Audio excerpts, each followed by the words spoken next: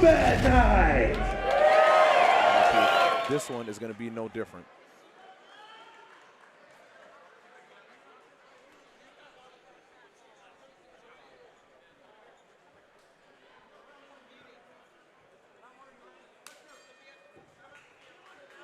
They meet in the middle.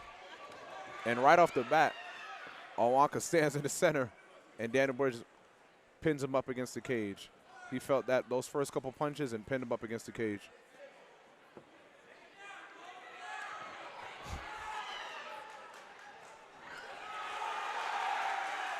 Owanka has a little piece of neck. Yeah, as he sort of reached for that neck instead of deciding to sprawl, Daniel was able to take himself down. He's got this side control and delivering some ground and pound. Yeah, anytime somebody goes to take you down, it's best off to just push down on their head and just sprawl. Oh, but he gets the reversal, and he gets the reversal back. Like I said, when it comes to these lighter weights, it's nonstop action. They're roll flying after around. roll, yep. Almost had his back there.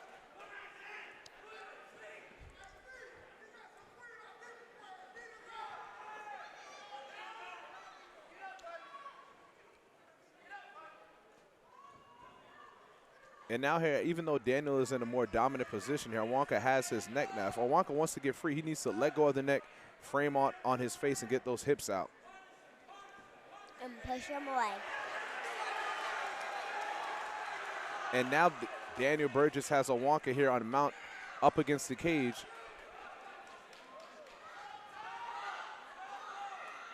Try to get him off by bumping. Yeah, Owanka needs to use that hip bump again. Or He needs to let go of his back, let go of his shoulders, let go of his neck. He needs to utilize his fist to frame and bump him up. Bump him up and out to the side. he can frame and then bump, but if that doesn't work, then he can push him forward using his knee. Yeah, he just rolled him over there. And now both of these guys are back standing up. And now Owanka is pressured up against the cage by Daniel Borges.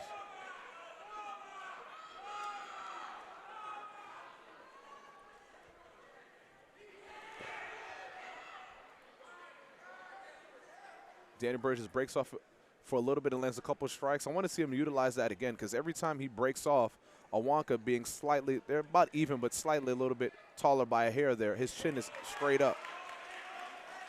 Try to throw him down, but it didn't really quite work.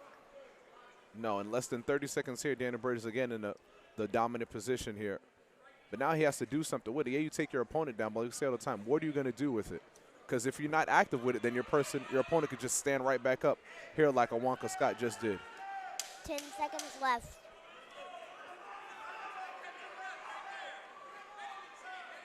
In the round. Oh! He's just fighting more stronger, and he's getting them out more often. Yeah, he is being more aggressive and getting the better of some of these exchanges, but Owanka latched on there. Yeah, right there. He's going to need to attend to that. It looks like he's got his hands together. No, he does not.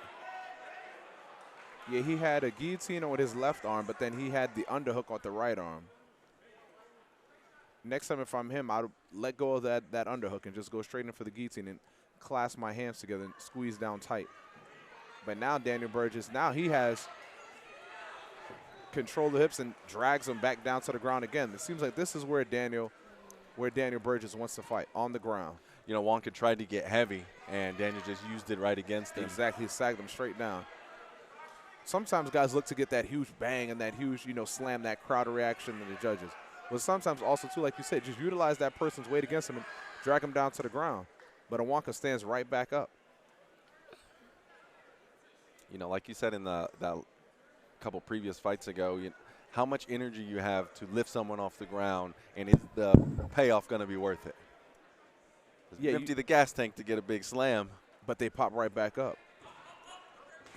Boom. Another huge slam here by Daniel Borges on Owanka Scott. And it looks like he's trying to step over to engage in that mount. Daniel needs to push down on the knee of Owanka so he can step over with his right leg. If he steps over with his right leg, he's not blocking or anything like that. A couple knees there by Wonka, but all, yep, see? There you go. Dan needs to pressure on those, push on those knees and step over so he can land that mount. So he can step over to that mount position.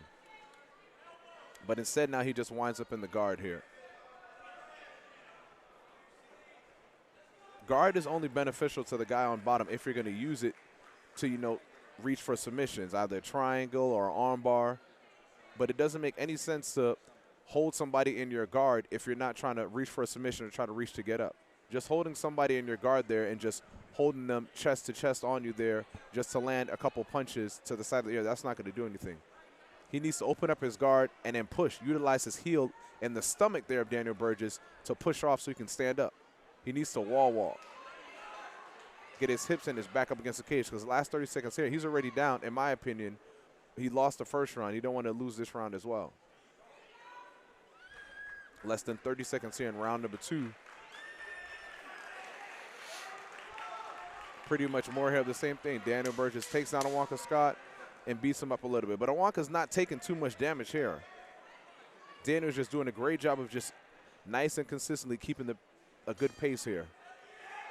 So, Santa, in your fighting experience, do the minutes in the round, I guess it could depend on what you're going through, do they feel like they're going slower or faster? Scott up against the cage and utilize that to take him down. You know, another big difference between fighting and other sports is there's a lot of practice for a little bit of playtime. Yeah. Yeah, these amateur fights are less than 10 minutes. A pro fight, an average pro fight, 15 minutes. That right there is just, you know, 1/4 of football.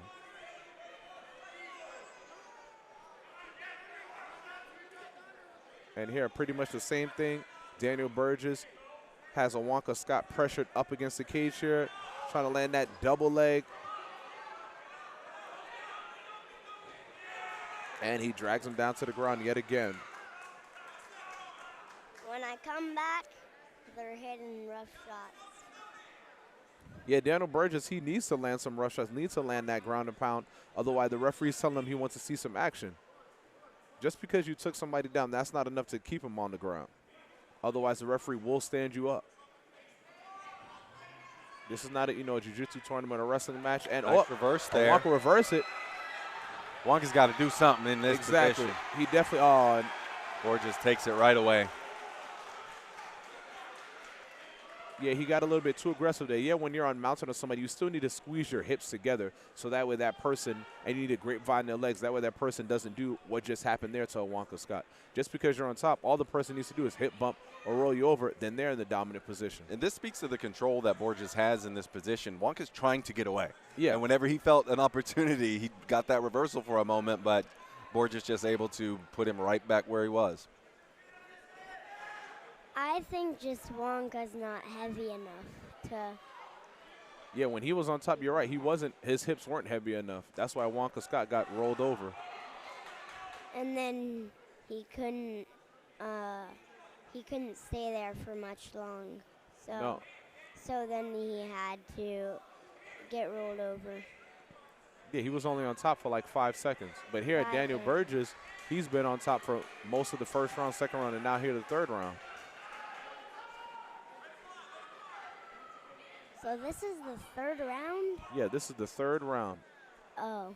And this third round here, approaching the last 30 seconds, is going to end pretty much how the first 2 rounds ended, with Daniel Borges on top. Oh, but the referee stands him up. Not enough action here. The referee didn't like what he was seeing. If I'm Awonka Scott, I need to just utilize my distance, and I need a knockout. Stop trying to engage in, you know, the grappling game. Knock him out. He was like, there wasn't that much experience with the fighting. Whoa. Ooh. Last 10 seconds here, another big slam. Very tough knockdown. Yeah, he took him down. And that right there, that's the end of that fight. Who do you think won that fight there, Caden? Ladies and gentlemen, we have a winner by unanimous decision out of the blue corner, Daniel Borges. Congratulations, Daniel Borges, hearing it from the crowd. Yeah, no surprise there.